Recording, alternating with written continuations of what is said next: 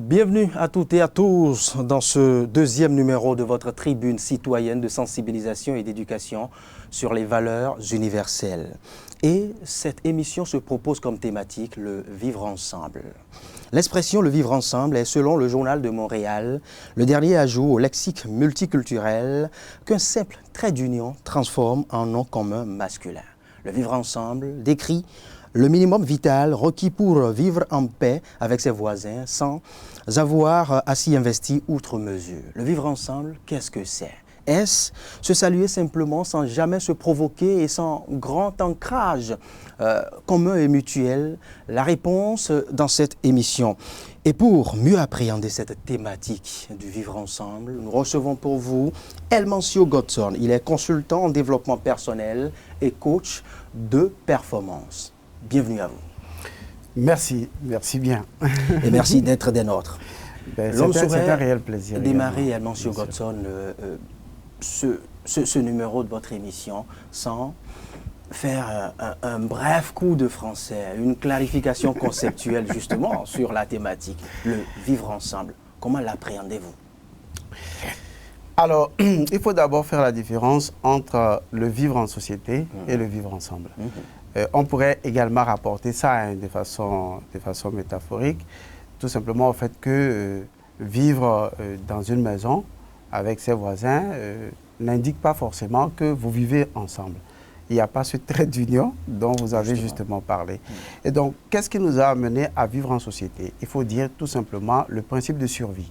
Parce qu'à un moment donné, l'homme se retrouvait très faible face à la nature. Il a trouvé la nécessité, n'est-ce pas, de s'unir à d'autres familles, parce que le concept de famille a commencé à s'ériger dans leur conscience. Et à un moment donné, de famille en famille, on est allé au village. Et aujourd'hui, on est dans une société, tout simplement. Alors, au niveau psychologique, au niveau développement personnel, on estime que c'est un cerveau en particulier qui, dans son développement, nous a conduit justement au concept de société. C'est le cerveau reptilien. Le cerveau reptilien, c'est le cerveau primal ou primaire. C'est le cerveau de l'instinct de survie. Et dans cet instinct de survie qui veut s'adapter, a développé un autre cerveau qu'on appelle le cerveau limbique. Le cerveau limbique, c'est le cerveau qui nous a permis de concevoir la société. Et donc, on peut dire, entre griffes, sans peut-être avec une certaine once de tromperie, si on se trompait, que vivre en société, on vit en société par la force des choses. Et ça, c'est l'élément qu'il faut vraiment garder. On n'a presque pas le choix. On n'a presque pas le choix, on s'y est trouvé, point barre, et puis c'est tout.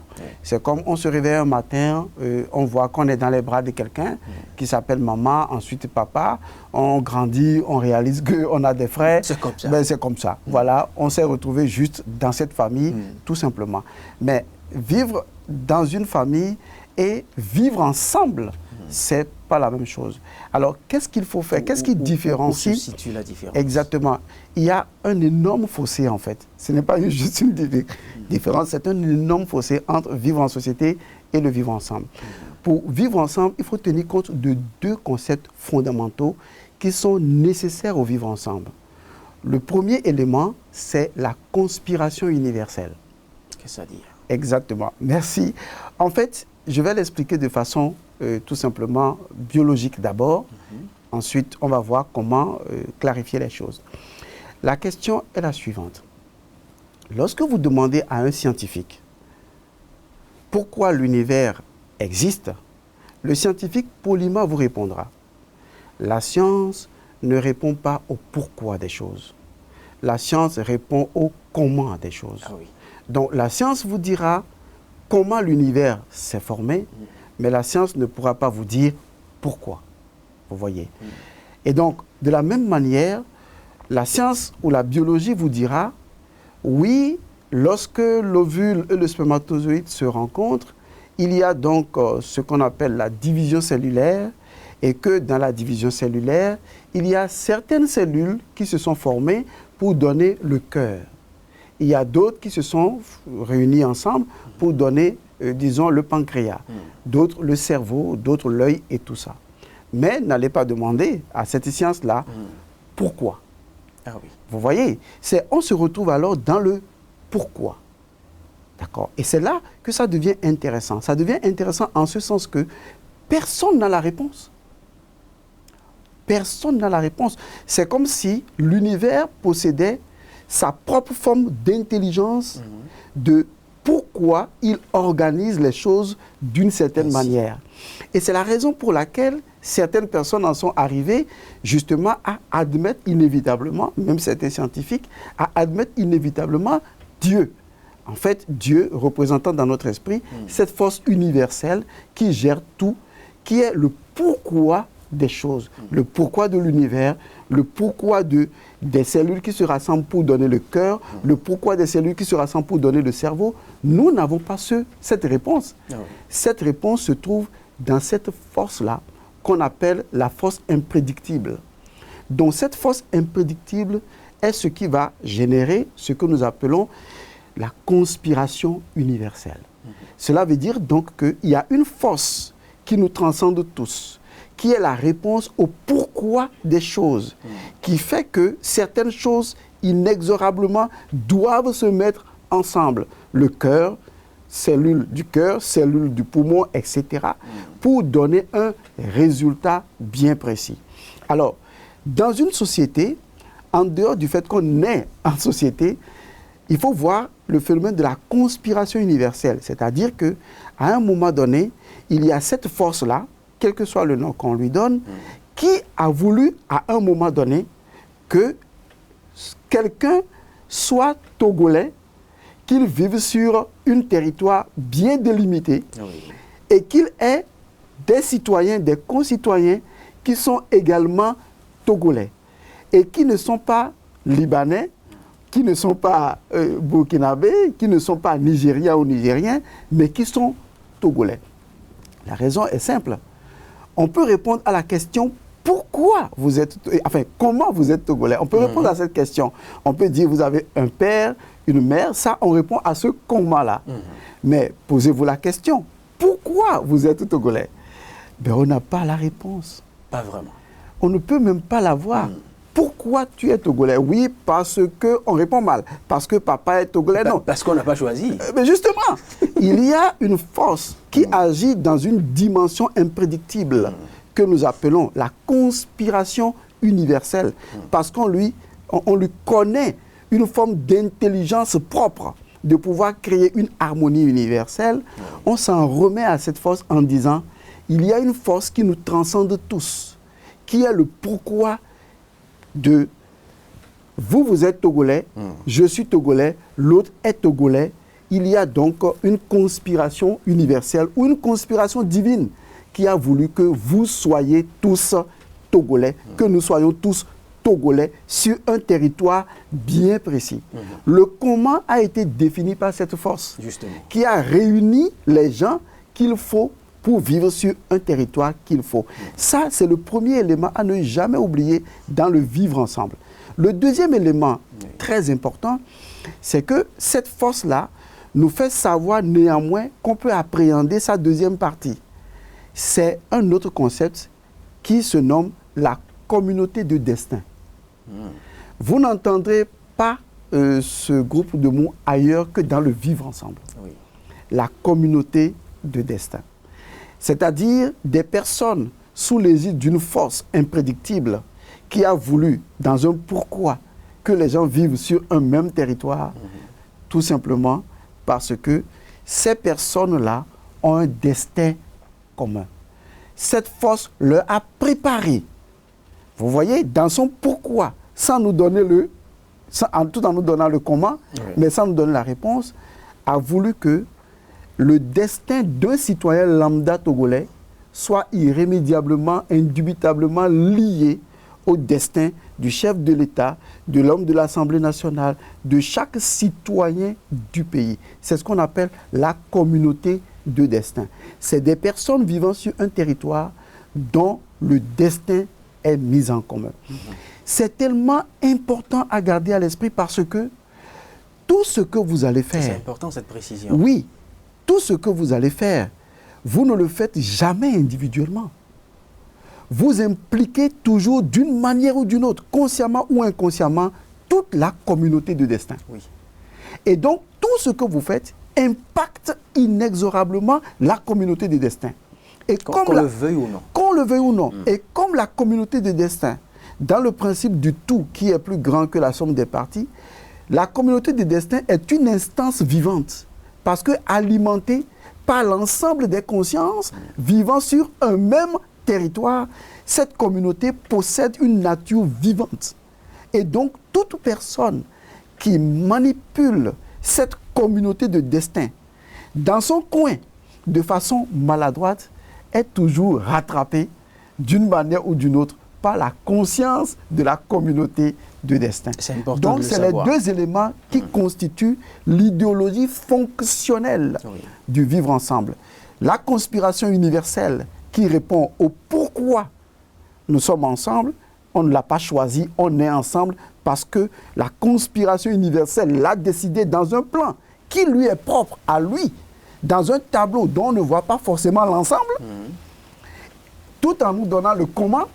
Et ensuite, cette force nous dit, si vous n'aviez pas un même destin, je ne vous aurais pas mis ensemble. Et tout ceci ne doit pas être le fruit d'un hasard. Mais à partir du moment où nous parlons de conspiration universelle et nous parlons de communauté de destin, le hasard devient même une force intelligente, participative à cette conspiration. Donc il n'y a pas de hasard en fait. Justement, et c'est important de l'assimiler parce que c'est la non-assimilation, c'est la non-compréhension de ces principes qui nous font nous quereller parfois. Exactement, voilà. Alors, en quoi consiste, Elmancio Godson, selon vous, l'idéologie, sinon le fondement idéologique de ce vivre ensemble?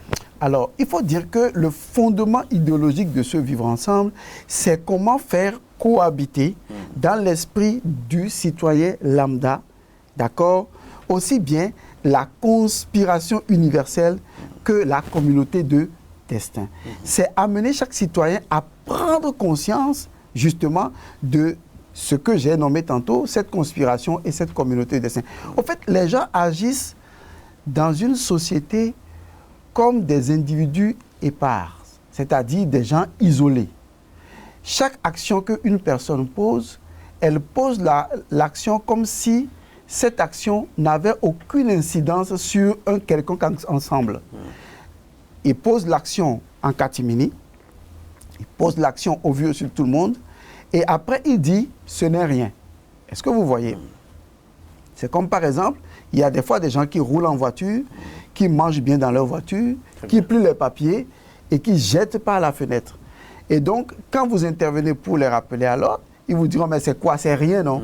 Vous voyez? C'est ça le danger en matière de communauté de destin. On précise que personne n'habite là. Personne n'habite là, vous voyez? Mais on ne voit pas forcément que dans une communauté de destin, le simple fait de jeter des ordures par la portière d'une voiture pour salir, disons, le bien commun, qui est la terre en réalité, impacte justement la communauté de destin.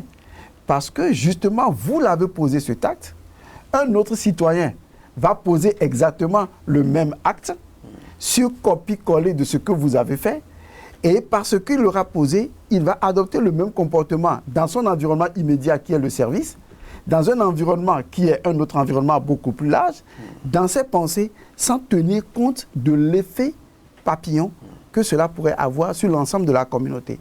Donc il faut amener dans l'idéologie, parce que ce qui a été peut-être intéressant avec le marxisme-léninisme, c'est qu'à un moment donné, il y avait une idéologie qui l'avait accompagné.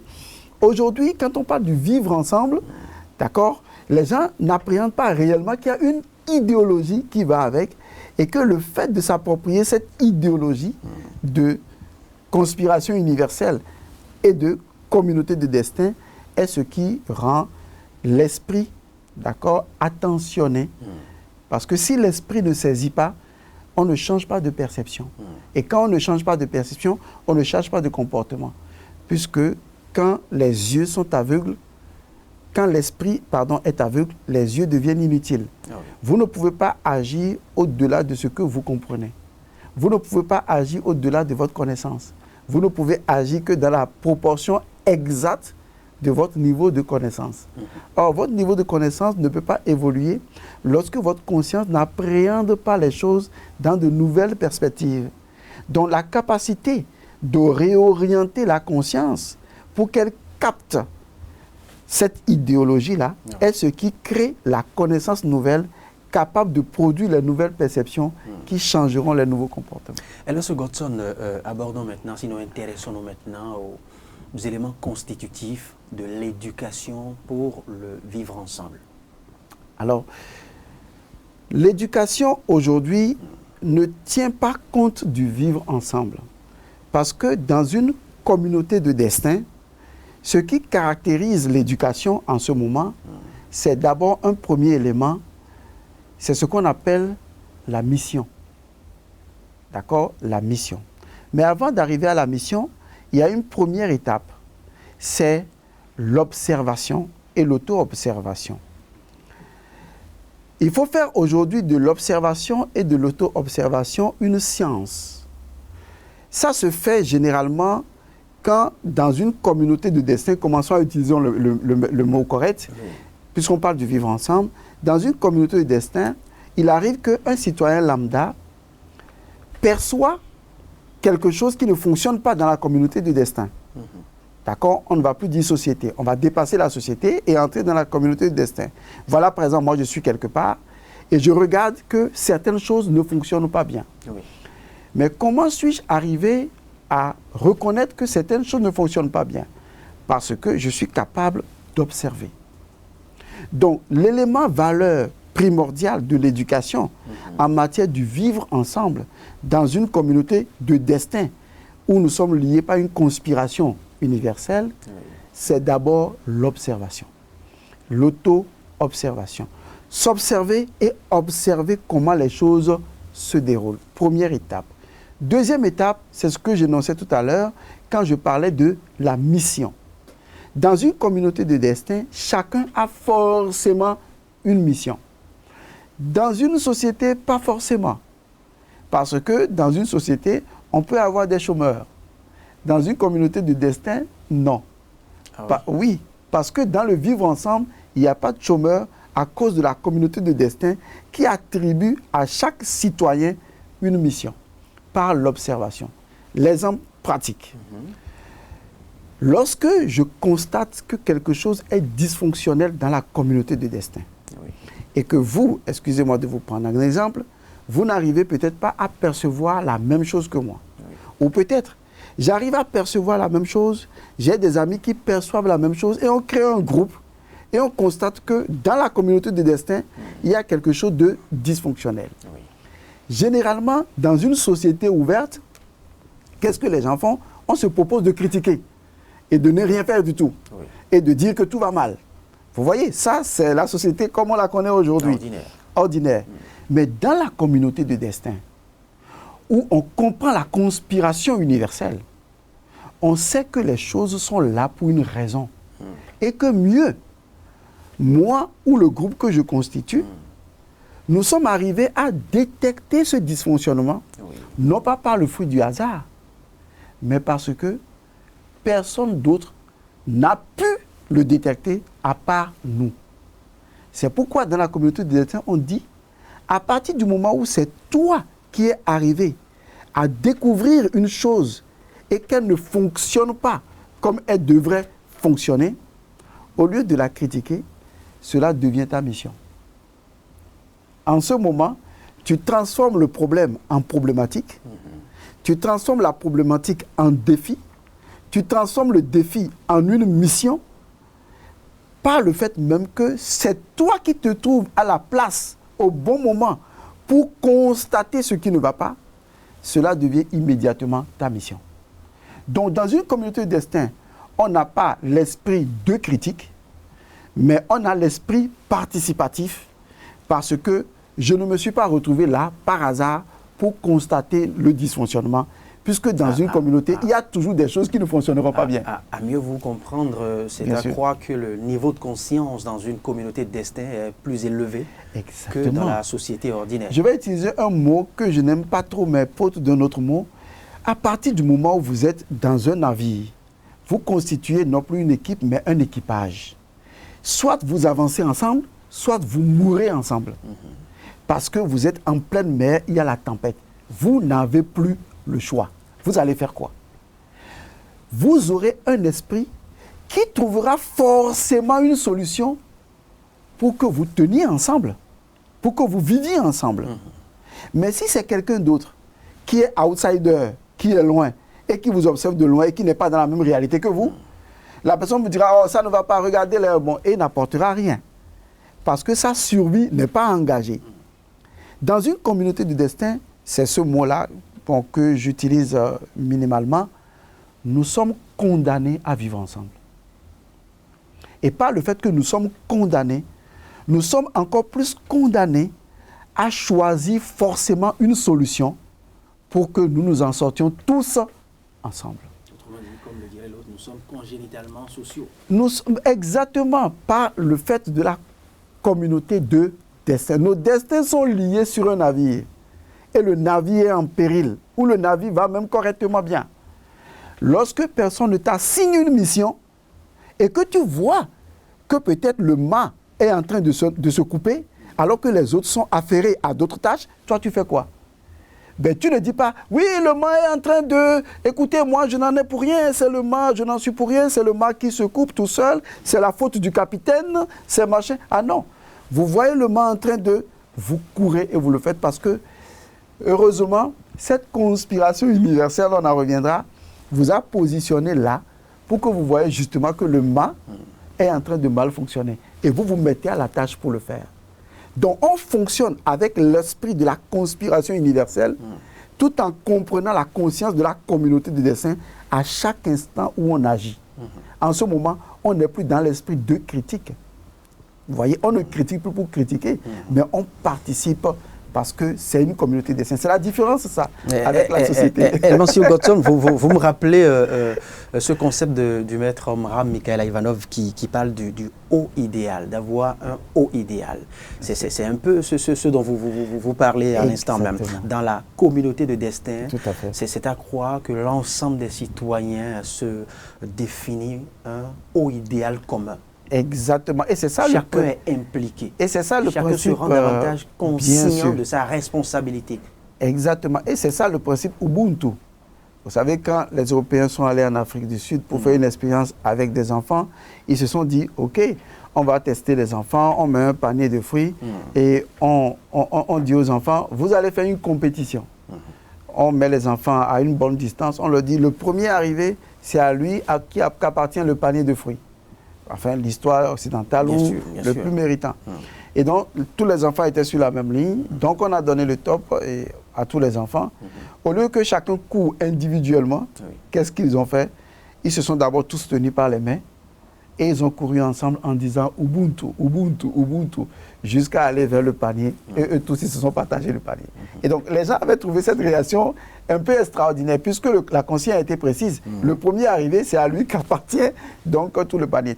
Donc, les enfants ont démontré en ce moment-là que si on suivait le concept de le premier arrivé, vous allez voir qu'il y aurait des coups bas, les gens vont s'entre-déchirer entre eux, ils vont s'entretuer, parce que quelqu'un veut arriver forcément le premier. Vous voyez, il va piétiner les autres pour y arriver. Mais dans une communauté de destin, pas le fait même que notre destin est commun, l'action d'une personne impacte tout le monde. Et l'action de tout le monde impacte une personne. Et qu'est-ce qu'on fait? On y va ensemble. Et nous sommes tous engagés à aller de l'avant. Et c'est ça une communauté de destin. Il faut commencer donc à réfléchir aujourd'hui comme une communauté de destin et non comme une société dans laquelle les gens ne se sentent pas reliés. Vous voyez, ils ne se sentent pas reliés alors qu'ils devraient, par le fait même de la conspiration universelle. Comme dans un panier à crabes. Comme dans un panier à crabes. Merci pour le mot. Monsieur Godson, comment se définit son lien, un lien avec le vivre ensemble? Et ça, c'est également un autre défi. Alors, nous allons le faire de façon simple. Nous allons, je vais vous conter l'histoire de la goutte d'eau. ça va paraître un peu bizarre. L'histoire d'une goutte d'eau. La goutte d'eau a une histoire, en fait. L'histoire de la goutte d'eau, c'est laquelle? Aujourd'hui, la science a prouvé que prenez n'importe quelle goutte d'eau partout sur la planète Terre, mettez la goutte d'eau sur une vitre ou un support qui ne va pas anti-absorbant. La goutte d'eau est là. Prenez une règle. Mesurez en longueur la goutte d'eau. Une goutte d'eau en Chine, au Japon, en Thaïlande, au Bénin, au Togo, dans notre pays, au Nigeria, partout, la goutte d'eau mesure 1 centimètre.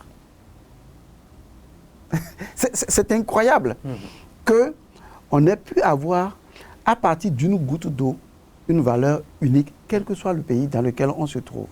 La goutte d'eau a une valeur universelle, 1 centimètre. Et donc, voilà l'histoire de la goutte d'eau qui se trouve dans un bocal. Mais la goutte d'eau n'a pas le pouvoir de faire pencher le bocal. Et donc, la goutte d'eau dit, mais comment vais-je sortir du bocal alors que j'ai vraiment envie de sortir du bocal? Je me sens isolé. Et vous savez ce que la goutte d'eau a fait? Eh bien, la goutte d'eau a appelé d'autres gouttes d'eau à la rescousse. Et donc, de goutte d'eau en goutte d'eau, on a constaté que le bocal s'est complètement rempli et que le bocal a même débordé. La goutte d'eau qui fait déborder le vase. Son concept est né. Et aujourd'hui, on réalise que si une goutte d'eau veut sortir de sa prison de bocal, il faut forcément qu'elle tisse un lien avec les autres gouttes d'eau pour que plus de l'eau rentre dans le bocal, plus la goutte d'eau sort. Et ils peuvent même systémiser la chose, de telle sorte que ça devient un système. Plus ça entre, ça sort. Plus ça entre, ça sort. Et aucune autre goutte d'eau ne sera prisonnière, puisqu'elle passe, elle revient, elle permet à l'autre de passer et de revenir. Nous avons tous un lien commun. C'est le lien de la goutte d'eau. Et ce lien-là, c'est notre valeur intrinsèque. Nous avons tous la même valeur. Il faut qu'on arrête de hiérarchiser les choses. Hiérarchiser les choses, c'est vu dans un contexte beaucoup plus social. Mais dans la communauté des destins, il n'y a plus réellement d'hiérarchie dans l'idéologie des choses. On parle en ce moment-là de ce que j'avais énoncé dans la précédente émission. On parle du principe de l'unicité. Je vous le rappelle, le principe de l'unicité dit ceci. L'unicité d'un objet satisfaisant certaines propriétés est le fait que tout objet satisfaisant les mêmes propriétés lui est égal. Et donc, aujourd'hui, la goutte d'eau satisfaisant la propriété de 1 cm par rapport à une autre goutte d'eau montre que c'est la même goutte d'eau. Et donc, quand vous prenez un individu, sa valeur intrinsèque fait qu'il est forcément égal à une autre personne. La notion d'équivalence, mathématiquement parlant, parce que la mathématique ou les mathématiques parlent de à équivalence près. La notion d'équivalence ou d'égalité, dans le cas idéologique, veut qu'un citoyen soit naturellement, intrinsèquement, dans son principe de lien, comme la goutte d'eau mesurant 1 cm, que le citoyen soit forcément égal à un autre citoyen. N'est-ce pas? Et donc, il ne s'agit pas d'une égalité de fonction. C'est ça la différence. Il ne s'agit pas d'une égalité de fonction. J'occupe la fonction de directeur, je suis hiérarchiquement plus élevé que peut-être une autre personne. Mais on ne parle pas de fonction ici. On parle de la quiddité, c'est-à-dire de la nature intrinsèque de la chose. De façon intrinsèque, chaque individu est égal à une autre personne, quelle que soit la hiérarchie que l'autre occupe. Donc, dans une communauté de destin, il n'y a pas de hiérarchie dans le sens de montée. Il y a plutôt ce qu'on appelle une hiérarchie circulaire. Vous voyez un peu que c'est différent. Il n'y a pas d'hiérarchie étage qui donne plutôt le rapport de dominant-dominé. Mais il y a plutôt ici, dans la communauté des destins, une hiérarchie circulaire. C'est comme si tout le monde est placé au même niveau, vous voyez, mais jouant des rôles différents. Les Américains commencent à réaliser la chose. Parce que dans les développements personnels aujourd'hui, en matière de société, on préfère former les gens sur le principe que nous sommes tous les mêmes égaux. Donc on parle plutôt de hiérarchie circulaire, où tout le monde joue des rôles différents, tout le monde est égal à l'autre, même si au niveau fonction, je peux avoir plus de fonctions que vous. Justement. Mais votre fonction ne me différencie pas du fait que je suis égal à vous. Et ça, on devait pouvoir faire la promotion. C'est ça le principe de la goutte d'eau qui mesure 1 cm et qui montre que je mesure, allégoriquement parlant, métaphoriquement parlant, 1 cm, que vous mesurez 1 cm. Hormis la fonction de président de l'Assemblée, c'est un exemple que je donne, que vous jouez, il n'en demeure pas moins que vous mesurez néanmoins 1 cm allégoriquement parlant également comme moi. C'est le lien qui nous permet de vivre en communauté de destin. Et ce lien, il est circulaire, il n'est pas hiérarchisé, représentant un rapport de dominant ou de dominateur et de dominé. Et ça participe aussi au caractère plus agréable que la communauté de destin présente par rapport à la société ordinaire. Pourquoi la communauté de destin fait ça comme ça? Excusez-moi, c'est parce que... Les rangs et grades dans la société ordinaire aussi servent de ronces à l'évolution de cette société. Je vais vous dire pourquoi, je ne vous coupe pas la parole, je vous piétine un peu la langue, excusez-moi. Pourquoi la communauté de destin prévoit la chose comme ça? Parce qu'il n'y a pas de mission ou de destin d'un individu de la communauté qui soit moins important que la mission d'un autre individu de la communauté. Parce que une soi-disant petite mission peut mettre en péril toute la communauté, tout comme une grande mission peut mettre en péril la communauté. Justement. Parce que finalement, ce sont les petites roues qui font tourner les grandes roues. La question est la suivante. Est-ce que les grandes roues sont plus importantes que les petites roues? Où se trouve la valeur de ce qui est plus important que l'autre? Et c'est la logique de la chaîne.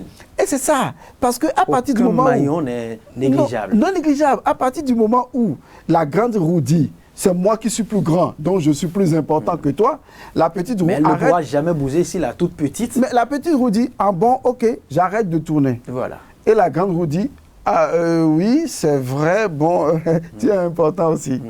Ce n'est pas que tu es important aussi, je suis important, tu l'es. Vous voyez? Donc, quelle que soit la grosseur de la chose ou la petitesse de la chose, dans le rapport des mathématiques, il y a une mathématique maintenant qu'on appelle les mathématiques universelles, où la proportion de l'infini, de l'infiniment petit, a la même valeur que l'infiniment grand. Parce que dans l'infiniment petit, il y a un infiniment grand. Et dans l'infiniment petit, qui s'ignore. Et dans l'infiniment grand, il y a une infinité d'infiniment petit. Pourtant, l'infiniment petit n'est pas petit. Il est petit en forme, mais plus on y entre, on y voit tout un univers. Aujourd'hui, on voit que même dans un grain de sable, il y a tout un univers. Alors, est-ce que nous allons hiérarchiser quelqu'un à cause de sa taille, de sa forme ou de son rang social, ou en fait, en dépit du rôle qu'il joue, de la mission qu'il joue, naturellement, il est égal à l'autre.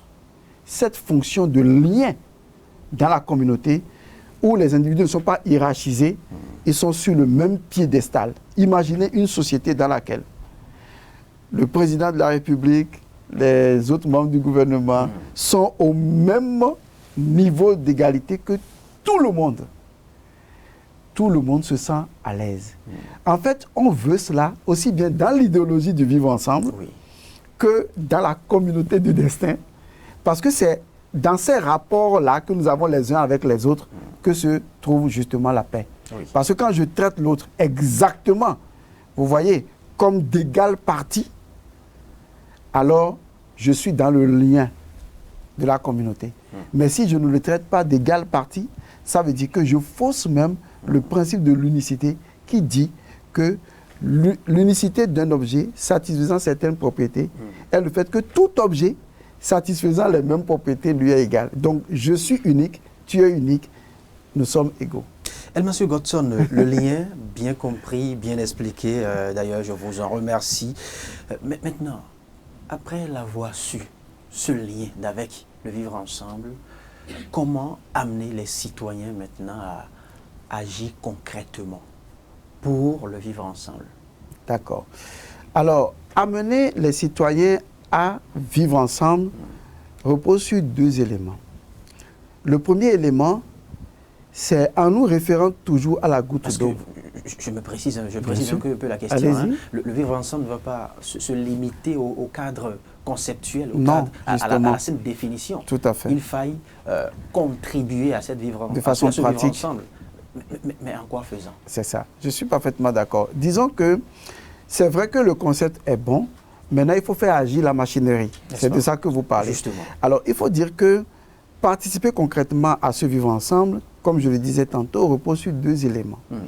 Le premier élément, c'est toujours dans le symbolisme ou la métaphore de la goutte d'eau. On va y revenir. Pourquoi la goutte d'eau décide alors de faire appel à ses congénères? Tout simplement parce que toute seule, la goutte d'eau est fragile. C'est là que le concept de développement personnel est intéressant parce qu'il ramène le principe de la fragilité. Je l'explique. Un enfant, il est comment à sa naissance? Faible. Il est faible, il est fragile. Oui, je vais faire une petite nuance. Il y a une différence entre faible et fragile. Être fragile ne veut pas dire forcément qu'on est faible. Ah non. Exactement. Et donc, l'enfant qui est né est fragile. Il est fragile parce que il est encore à l'étape potentielle. Oui. Nous sommes d'accord. C'est beaucoup plus amélioratif que faible. Exactement. Oui. Amélioratif, bien sûr, pour le mot. Donc, il est fragile. Regardez, quand un enfant est fragile, dans une maison, on est tous au salon. L'enfant allait à 4 pattes et devant nous, l'enfant décide d'aller à 2 pattes, Ah oui. en voyant les autres faire. Qu'est-ce qu'il fait? Il fait l'effort de se mettre debout et de poser un pied après l'autre. Mais ce n'est pas ce que l'enfant fait qui est intéressant. Regardez toute l'assistance, la réaction de toute l'assistance. Quand l'enfant commence à marcher, tout le monde s'apprête à un moment donné. Ça suscite une émotion. Ça suscite une émotion et tout le monde s'apprête à aller rapidement le soutenir si entre-temps, l'enfant devait tomber. Tout simplement parce que la fragilité appelle toutes les autres fragilités à constituer une force. Lorsque vous êtes fragile, vous reconnaissez de nature que vous êtes mortel et que vous, tout seul, vous ne pouvez rien faire. Reconnaître sa fragilité, c'est admettre que, et ça va énerver certaines personnes, mais c'est la vérité. Vous avez besoin des autres. Et ce mot « besoin » de l'autre là, je l'écris au gros caractère. Parce que dans le fonctionnement de la vie sociale, généralement, beaucoup de personnes fonctionnent comme si on n'a pas besoin des autres. Pourtant, si vous mangez du pain aujourd'hui, c'est parce que vous avez eu besoin des autres pour manger du pain. Autrement, on pourrait vous déposer dans un désert. Maintenant, réfléchissez à fabriquer ou à cultiver d'abord peut-être le blé, et ensuite à fabriquer des machines et à fabriquer du pain. Mais aujourd'hui, nous avons un legs dans la société. Ce legs est venu par la contribution de tout le monde dans la communauté de destin. Et vous profitez de ça. Donc, vous ne pouvez plus vous comporter comme si vous n'avez pas besoin des autres. Alors qu'en réalité, chaque chemise que vous portez, chaque eau que vous buvez, chaque pas que vous faites sur une route goudronnée, chaque possibilité que vous avez d'aller prendre du carburant et de rouler en voiture, ou d'aller même visiter les gens, repose sur le fait que vous exécutez le besoin d'avoir besoin des autres. Donc, nous devons fonctionner dans une communauté de destin, parce que dans la communauté de destin, j'ai besoin de vous.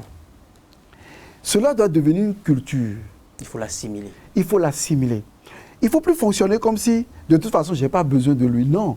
Ça, on peut le faire en société. Comme une maison où les habitants n'ont pas de lien. Mais dans un navire où un équipage fonctionne sur une eau en mouvement, en tempête, où chacun doit faire quelque chose, tout le monde a besoin de tout le monde. Et chacun fonctionne comme j'ai besoin de l'autre. C'est ça un équipage. Je m'appuie sur l'autre, je me soutiens par l'autre et l'autre me soutient. C'est ce qui sauve les militaires la plupart du temps dans les navies. Tu me couvres, je te couvre. Et si on tentait de l'inscrire dans notre réalité ici au Togo, mais comment le justement, citoyen peut se l'exprimer? Il peut l'admettre. Le citoyen va l'admettre tout simplement parce que on va utiliser notre culture, nos coutumes. Très simple. Vous mourrez tout de suite, vous ne pouvez pas vous enterrer vous-même. Ah oui. Il faut forcément quelqu'un pour vous enterrer. Naturellement. Est-ce que vous pouvez mourir et vous enterrer vous-même? Vous avez besoin des autres. Qui que vous soyez. Car l'extrême fragilité, c'est la mort. Et vous ne pouvez pas résoudre ce mystère. Vous êtes mort, enterrez-vous tout seul. Qui va vous enterrer? C'est la communauté qui va le faire. Et la communauté le fait extraordinairement, même après que vous ne soyez pas là. Parce que la communauté reconnaît la valeur que vous représentez en tant qu'être à la fois immatériel et matériel. Et la communauté exécute un processus d'accompagnement de vous. À partir de ce principe seul, culturellement parlant, vous êtes obligé de l'admettre. J'ai besoin de celui qui est au nord, j'ai besoin de celui qui est au sud, du centre, j'ai besoin de l'autre. Parce que déjà, ce que je mange, ce n'est pas moi qui le produis, c'est l'autre qui le produit. Et il le produit et j'en ai besoin, il a besoin de moi. Nous devons reconnaître que nous avons besoin des autres. Ce n'est pas une faiblesse, c'est une force. Quand je reconnais que j'ai besoin de vous, ce n'est pas une faiblesse. L'autre peut l'interpréter comme une faiblesse. Jusqu'au moment arrivera son tour où il réalisera que d'une manière ou d'une autre, inévitablement, il a besoin. Je le précise, je le ramène ici à notre réalité parce que je suis d'accord. Il faille que tout le monde l'assimile. Que l'on soit ici à Lomé ou que l'on soit dans le plus petit village du nord du Togo, il faille l'assimiler. Nous avons besoin l'un de l'autre. Dans une communauté de destin, le besoin est imminent. Et je ne peux jamais me passer de l'autre. Et je dois travailler avec l'autre. Autrement, il n'y a plus de communauté de destin. Sinon, comment pourrions-nous aboutir à cette destinée si tous les éléments de la communauté de destin ne fonctionnent pas ensemble? Voilà. Le vivre ensemble, Elmancio Godson, selon vous, peut-il générer le pouvoir politique, le pouvoir économique, social et autres? D'abord, il faut dire que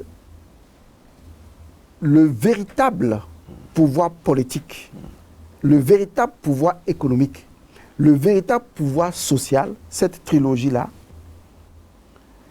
provient du vivre ensemble. Si vous n'êtes pas dans le vivre ensemble, vous ne pouvez pas générer de véritable pouvoir politique.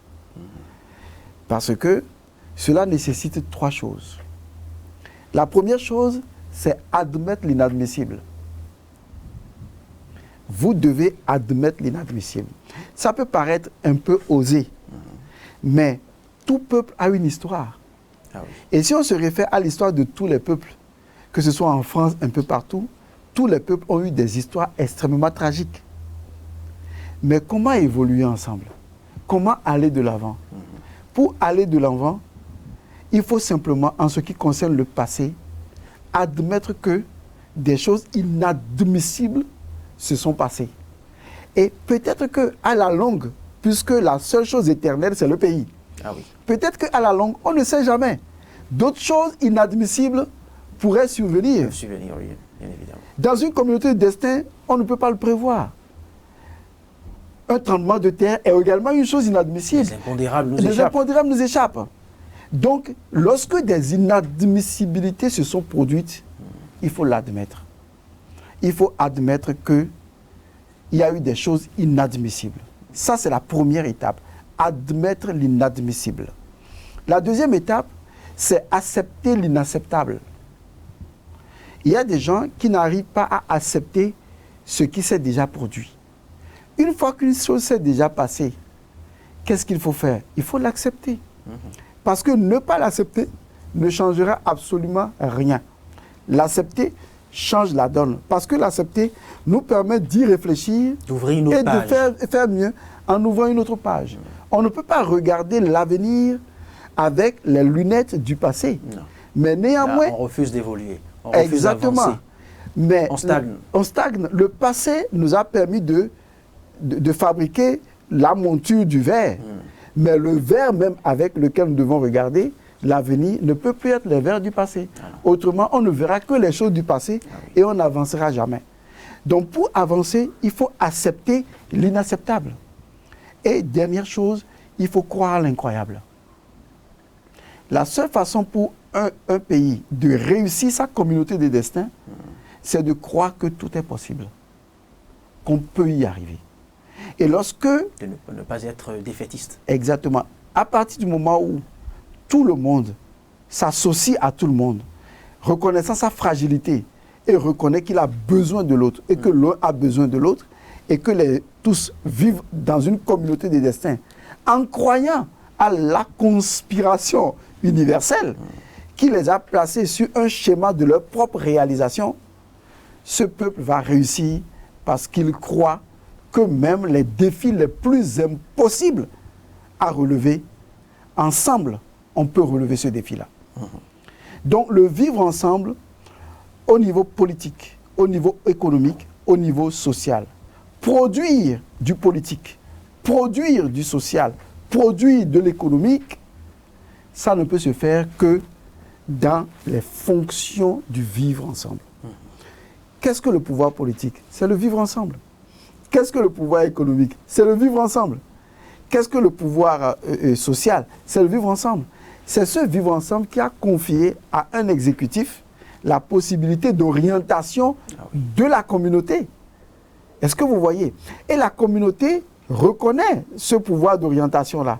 Et ce pouvoir d'orientation qui se place sur le même pied d'égalité que tous les membres de la communauté acceptent sous le regard du vivre ensemble, soutenu par les deux piliers de la conspiration universelle et de la communauté de destin, décide de conduire le pays vers un destin encore plus magnifique, en faisant participer tous les acteurs qui exécutent le besoin de l'autre pour vivre ensemble. Ça, c'est magique. Elmancio Godson, et ce deuxième numéro de notre tranche spéciale d'éducation sur les valeurs universelles va aussi finir, mais pas avant, comme je me plais à le faire, d'aborder justement les bases concrètes sur lesquelles l'on peut amener les Togolais, nos frères et sœurs, à vivre ensemble, à faire du vivre ensemble, tant dans une première partie, une science, et après un art capable justement de générer, de produire une nouvelle génération d'hommes, hein, le Togolais nouveau. Il faut dire que le Togolais nouveau existe déjà. Seulement, il est caché derrière le Togolais ancien. Parce qu'en réalité, dans une communauté de destin, il y a un élément très important, il y a du meilleur en chacun. C'est cela. Et ça, c'est ce qui est fort. Normalement, il ne faut jamais ignorer ça. Il y a du meilleur en chacun. Vous prenez aujourd'hui n'importe quel citoyen togolais, quel que soit l'acte qu'il pose, si vous allez au fond de sa conscience, que ce soit de façon égoïste ou pas, il recherche forcément le meilleur qui est en lui. Ah oui. Il peut l'exprimer mal, vous voyez, mais ce qu'il recherche au fond, au-delà de la morale, il recherche donc dans cette éthique intérieure-là ce qui est le meilleur pour lui. Qui demain s'est réveillé ou qui aujourd'hui s'est réveillé chez lui et qui n'a pas souhaité le meilleur pour lui-même. Lorsqu'on se réveille chaque jour, on met un pied devant l'autre en espérant que le nouveau pied soit meilleur que l'ancien. Ah oui. Parce que nous sommes nés pour être meilleurs qu'aujourd'hui. Nous sommes nés pour être meilleurs qu'hier. Parce qu'il y a du meilleur en nous. L'unicité ou le fait que nous sommes uniques possède des potentialités extraordinaires. Donc, chaque Togolais, de façon pratique, doit reconnaître dans un autre Togolais ce qu'il y a de meilleur en lui. Je vais vous donner un exemple qui va vous épater. J'ai reçu d'un ami un livre. Il a voyagé, il a trouvé un livre très intéressant et il a dit, Monsieur Godson, comme vous êtes consultant, j'ai trouvé un livre formidable, je voulais acheter. Et il m'offre le livre. Je prends le livre, le titre c'est « Être heureux ». Je dis « Waouh ». Bon, un livre qui s'intitule « Être heureux », tant mieux. Et dans le livre, l'auteur raconte sa propre histoire. Et dans son histoire, l'auteur s'est vu, enfin il a voyagé dans un pays qui existe réellement, j'ai oublié le nom du pays, où je vais le taire, et il est allé dans ce pays-là. Dans ce pays où il a vécu pendant des mois, parce qu'il recherchait la paix intérieure qu'il ne trouvait pas, il a retrouvé un guide qui l'initiait donc à comment être heureux. Mais il a remarqué une chose extraordinaire dans ce pays. Dans ce pays, personne ne dit jamais non. On dit toujours oui. Exemple, lorsque vous sortez et vous demandez à quelqu'un dans la rue où se trouve la boulangerie de telle personne, est-ce que vous connaissez? Vous savez ce que le citoyen va vous répondre? Il va vous dire oui, je connais. Maintenant, vous lui demandez, indiquez-moi. Et vous savez ce qu'il fait? Il dit bon, vous allez tout droit, le tailleur qui est à côté là, vous demandez au tailleur où se trouve la boulangerie. Ok, il n'y a pas de souci. Vous allez vers le tailleur. Ah, monsieur le tailleur, je veux voir la boulangerie tant. Est-ce que vous connaissez? Le tailleur vous dit oui, je connais. Bon, vous demandez au vieux qui est assis devant, il va vous dire où se trouve la boulangerie. Parce que ce sont des gens dans ce pays, ils n'arrivent pas à dire non. Parce que s'ils disent non, ils vous rendent triste. Et donc, ils vous disent toujours oui. Mais ils font participer tout le monde afin que tout le monde arrive à vous donner le résultat que vous voulez. Ah oui. Donc, je pense que ce qu'on peut tirer de positif dans cette histoire, c'est de donner en même temps le bénéfice du meilleur Togolais. C'est un concept, hein, le bénéfice du meilleur Togolais. C'est-à-dire de partir du principe que le Togolais possède ce qu'il y a de meilleur en lui et je décide maintenant de ne travailler qu'avec ce qu'il y a de meilleur en chaque Togolais. Et c'est ça qu'on retrouve dans la communauté de destin. Dans une société ouverte, ordinaire, on ne retrouve pas ça. Mais dans une communauté de destin, on ne voit que le meilleur en chacun. Et en voyant le meilleur en chacun, on agit. Cela vous servira de mot de fin. D'accord. En voyant le meilleur en chacun, on agit avec le meilleur. Mais en voyant toujours par anticipation le pire en l'autre, même s'il n'y a rien, on anticipe sur le pire, on prend des dispositions, tous les feux sont allumés en nous, système de défense perturbe notre vision, méfiance, on agit mal. Donner le crédit, d'accord, ou le bénéfice, je ne veux pas dire du doute, donner le bénéfice du meilleur Togolais à chaque Togolais. Et ça, c'est important. Merci à vous, Elmancio Godson, pour ce sens de partage, pour ces explications portées sur la thématique, le vivre ensemble. Le vivre ensemble est, Elmancio Godson a eu à le dire davantage, le fondement de la vie sociale. C'est la condition de la cohésion d'une société. Nous sommes obligés de cohabiter. Alors, autant le faire de façon harmonieuse et non conflictuelle. L'acceptation de la différence de l'autre, de l'altérité, restent les seules conditions de vie dans notre société. Pour ce faire, il convient d'encourager une bonne gouvernance qui prévaut ici au Togo, la démocratie, l'état de droit, le respect des droits de l'homme, pour conduire davantage à un mieux-être collectif et individuel. Car une nation, disait Renan, c'est le désir de vivre ensemble. Et le Togo n'y échappera point. Merci de nous avoir suivis.